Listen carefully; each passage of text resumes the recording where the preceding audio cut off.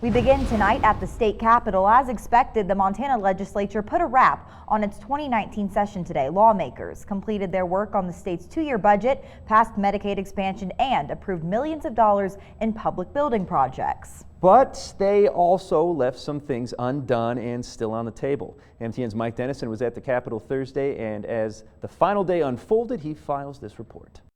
The final gavel came down in the Montana House at 3:40 p.m. and the Senate had finished its business an hour before, not long after voting on the final pieces of the state's $10 billion two-year budget. The sponsor of the main budget bill, Republican Representative Nancy Balance of Hamilton, said it increased state spending only 3.8% over the two-year period and called it a good, hard-fought compromise.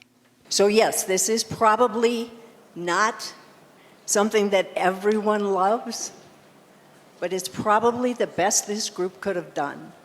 Big pieces of the budget include the $700 million a year Medicaid expansion program, which provides health coverage to 95,000 low-income adults, hundreds of millions of dollars in building projects, including a new $48 million Historical Society museum, the remodel of Romney Hall on the MSU campus, and local water and sewer projects all over the state.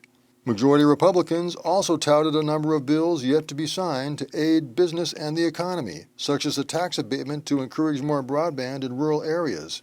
It's a laundry list of things we tried to get done, and we got a good many of them accomplished, and now it's up to the governor to see whether or not he would like to come to an agreement on those bills. Obviously, let them become law without his signature or sign them. Governor Steve Bullock said later he'll examine each bill that comes to his desk, but that some will be vetoed if they bust the budget. Thursday also saw two items that failed to pass: state funding for preschool and language to help Northwestern Energy buy part of the Colstrip 4 power plant.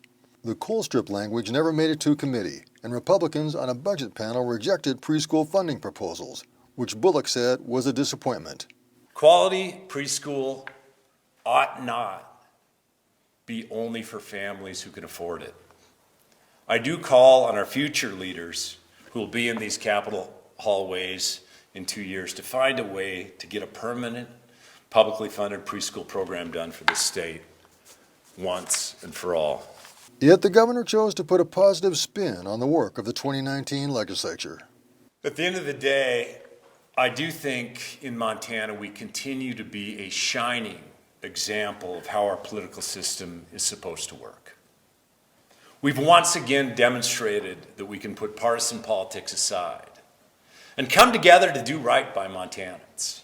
As one legislative leader said Thursday, no one gets everything they want from this democratic process. But for the most part, lawmakers Thursday focused on what they did accomplish rather than not. At the Capitol, Mike Dennison, MTN News. MTN News will be following up next week with a more detailed look at some of the key proposals approved by the legislature.